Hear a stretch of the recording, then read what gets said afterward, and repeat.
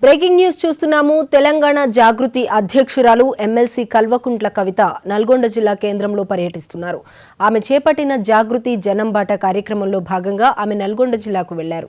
తమ నాయకురాలు కవిత పర్యటనకు స్వాగతం పలికేందుకు జాగృతి నాయకులు ఏర్పాటు చేసిన ఫ్లెక్సీల తొలగింపు ఇప్పుడు జిల్లాలో రాజకీయ వేడిని పెంచింది.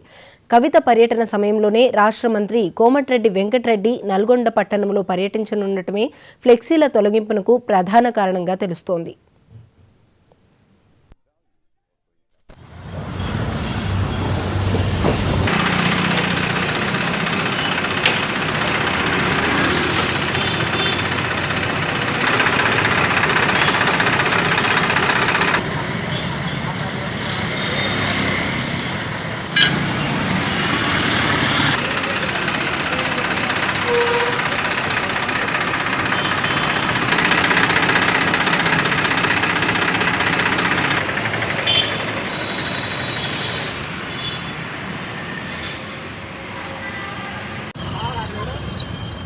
ఉత్తమ్ కుమార్ రెడ్డి గారు ఒక్కసారి విజిట్ చేయవలసిందే కోరుతా ఉన్నా. ఆ నక్కలగండి మునిగిపోయిన దగ్గర పోతే అందులో ఒక తండ అచ్చంపేటది ఉంటుంది. అచ్చంపేట కలెక్టర్ గారికి ఫోన్ చేస్తే వెంటనే ఆయన నేను వచ్చి విజిట్ చేస్తా అని చెప్పారు. ఈ నల్గొండ దిక్కు కూడా 2 తండాలు ఉన్నాయి. మరి దానికైతే ఇంతవరకు కనీసం ఎంఆర్ఓ కూడా పోలేదట. నేను నల్గొండ కలెక్టర్ గారిని రిక్వెస్ట్ చేస్తూ ఉన్నాను. ఆ 2 తండాలు, ఒకటి మోత్యానాయక్ తండ, ఒకటి నక్కలగండి తండ, ఈ 2 తండాలను కూడా దయచేసి విజిట్ చేయండి. విజిట్ చేసి వాళ్ళకున్న సమస్యల్ని అర్థం చేసుకోవాలని చెప్పి కోరుతా ఉన్నా. ఇక డిండి సంగతి అయితే మనము చెప్పనే అవసరం లేదు. అది కొనసాగుతూనే ఉన్నది. అది ఎవరు వచ్చినా కొనసాగుతూనే ఉన్నది. Very unfortunate. కానీ దీన్ని మనము తొందరలోనే మంచిగా చేసుకోవాల్సినటువంటి అవసరం ఉన్నది. ఆ డిండిలో కూడా శివన్నగూడెం కావచ్చు, సింగరాయపల్లె కావచ్చు, గొట్టిముక్కలు కావచ్చు, ఇవన్నీ కూడా ఒకటికొకటి లింక్డ్ ఉన్నాయి. దయచేసి అందులో చిన్న సమస్యలు ఉన్నాయి. కిష్టరాయపల్లె దగ్గరికి నిన్న పోయి వచ్చినాం. ఇంకా చాలామంది ల్యాండ్ అక్విజిషన్ కాలే. వీటన్నిటికీ పరిష్కారం ఏంటంటే జిల్లా కలెక్టర్ గారో జిల్లా మంత్రి గారో విజిట్ చేస్తే మీరు జనంలోకి పోతే సమస్యలు అవే ముందుకు పోతాయి. కానీ కనీసం పోతలేరు. అదే మా బాధ. సో జిల్లా మంత్రివర్యులు ఖచ్చితంగా విజిట్ చేయాలి ఈ సైట్స్ అని చెప్పి నేను డిమాండ్ చేస్తూ ఉన్నాను. అదేవిధంగా ఈ గవర్నమెంట్ అధికారంలోకి రాకముందు బీఆర్ఎస్ మీద అనేక విమర్శలు చేస్తూ భూదాన్ భూములన్నీ కూడా మీరు తినేసిరని చెప్పారు. మేము రాగానే భూదాన్ భూములన్నీ రీక్లెయిమ్ చేస్తామన్నారు. మరి ఏం చేస్తున్నారు? ఇంతవరకు భూదాన్ భూములు ఎక్కడ పోయినాయని చెప్పి ఇవాళ జాగృతి తరఫున మేము ప్రశ్నిస్తూ ఉన్నాం. ఈ 2 ఏళ్ల సమయంలో భూదాన్ భూములు వెనక్కి తీసుకోవడానికి ఏం కార్యాచరణ చేసిరో జిల్లా ప్రజలకు వివరించి చెప్పాలని కూడా ఈ సందర్భంగా నేను డిమాండ్ చేస్తూ ఉన్నా.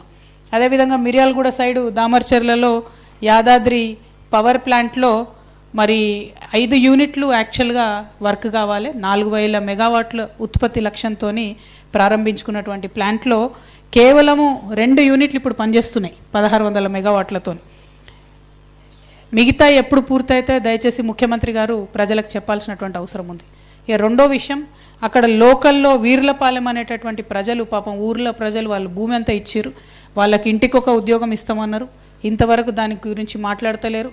వాగ్దానం బీఆర్ఎస్ వాళ్ళు చేసి ఉండొచ్చు, కానీ పూర్తి చేయాల్సింది ప్రభుత్వంగా మీరే కాబట్టి దాని విషయంలో మీరు క్లారిటీ ఇవ్వాలి. ఇంకా కూడా అక్కడ కాంపెన్సేషన్ రాని వాళ్ళు ఉన్నారు కాబట్టి ఆ విషయాన్ని కూడా ఆలోచించాలని చెప్పి నేను కోరుతా ఉన్నాను. అదేవిధంగా ఇలా పొద్దున మేము నిన్న మిర్యాలగూడెంలో నైట్ స్టే చేసినాం. పొద్దున అక్కడ కొంతమంది పుర ప్రముఖులతో మాట్లాడుతూ ఉంటే వాళ్ళు కోరింది ఏంటంటే మమ్మల్ని అక్కడ 100 రైస్ మిల్స్ ఉన్నాయి, మంచినే కొంత ఇండైరెక్ట్ డైరెక్ట్ వాళ్ళు ఉద్యోగాలు ఇచ్చుకోగలుగుతున్నారు. కానీ ఎఫ్సిఐ గోడౌను కనీసం ఒక 100 మెట్రిక్ టన్నుల గోడౌను అవసరం ఉంది తక్షణమే అని చెప్పి వాళ్ళు డిమాండ్ చేస్తూ ఉన్నారు. అదేవిధంగా ఇప్పుడు దామర్చర్ల పవర్ ప్లాంట్ వచ్చిన తర్వాత మిర్యాలగూడెం టౌన్ కూడా బిజీ అయిపోయింది. ముందేసుకున్న రింగ్ రోడ్ పాతగా అయిపోయింది కాబట్టి ఇప్పుడు ఇంకొక కొత్త ఔటర్ రింగ్ రోడ్ కావాలని మిర్యాలగూడ ప్రజలు కూడా డిమాండ్ చేస్తూ ఉన్నారు. ఒక ఇండస్ట్రియల్ హబ్ పెట్టడానికి 5000 ఎకరాలతోని అంతకుముందు ప్రణాళికలు చేసిండ్రు. ముఖ్యమంత్రి గారు అమెరికాలో ఉన్నోళ్ళను, ఆఫ్రికాలో ఉన్నోళ్ళను పిలుచుకొచ్చి ఎర్ర తివాచీలేసి ఇక్కడ వ్యాపారం చేసుకునే అవకాశం ఇస్తూ ఉన్నారు. కాబట్టి మిర్యాలగూడ యువమిత్రుల కోసం కూడా ఒక ఇండస్ట్రియల్ హబ్ మిర్యాలగూడలో ఏర్పాటు చేయాలని చెప్పి నేను డిమాండ్ చేస్తూ ఉన్నాను.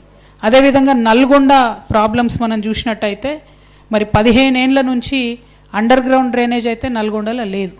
అది కొనసాగుతూనే ఉంది. ఎందుకు మరి అండర్ గ్రౌండ్ డ్రైనేజ్ మీద వెంకటరెడ్డి గారైనా ఉత్తమ్ కుమార్ రెడ్డి గారైనా ఆలోచన చేస్తలేరో దయచేసి మీరు ప్రజలకు చెప్పాలి.